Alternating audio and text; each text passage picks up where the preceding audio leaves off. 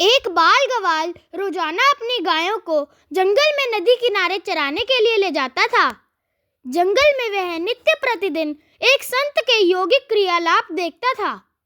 संत आंखें और नाक बंद कर कुछ यौगिक क्रियाएं करते थे। एक दिन उससे रहा नहीं गया। उत्सुकतावश उसने संत से यौगिक क्रियाओं के बारे में पूछ लिया। बाल गवाल के सवाल पर संत ने जवाब दिया कि वह इस तरह से भगवान से साक्षात्कार करते हैं। संत के प्रस्थान करने के बाद गवाल भी यौगिक क्रियाओं को दोहराने लगा और इस बात का संकल्प ले लिया कि आज वह भगवान के दर्शन साक्षात करके ही रहेगा। गवाले ने अपनी दोनों आंखें बंद कर ली और नाक को जोर से दबा लिया। श्वास प्रवाह बंद होने से उसके प्राण निकलने की नौबत आ गई। उधर कैलाश पर्वत पर महादेव का आसन डोलने लगा। शिव ने देखा कि एक बाल गवाल उनसे साक्षात्कार करने के लिए कठोर तप कर रहा है।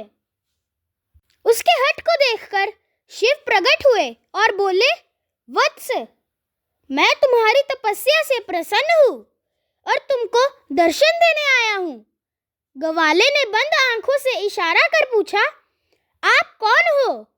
भोलेनाथ ने कहा, मैं वही भगवान हूँ जिसके लिए तुम इतना कठोर तप कर रहे हो। ग्वाले ने आंखें खोली और सबसे पहले एक रस्सी लेकर आया, क्योंकि उसने कभी भगवान को देखा नहीं था, इसलिए उसके सामने पहचान का संकट खड़ा हो गया।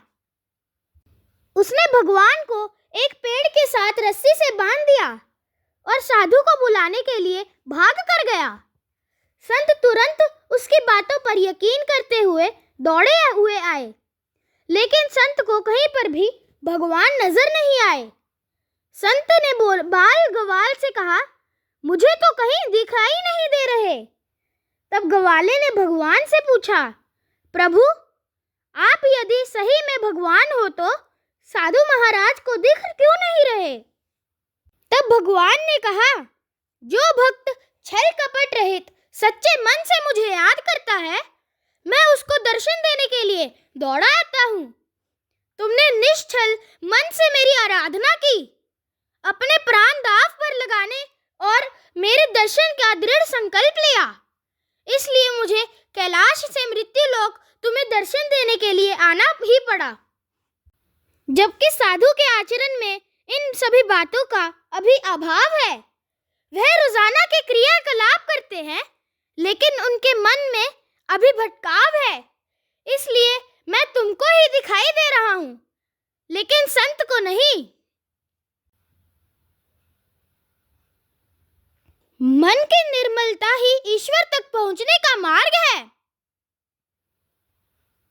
हंसते रहें, मुस्कुराते रहें, मस्त रहें, स्वस्थ रहें।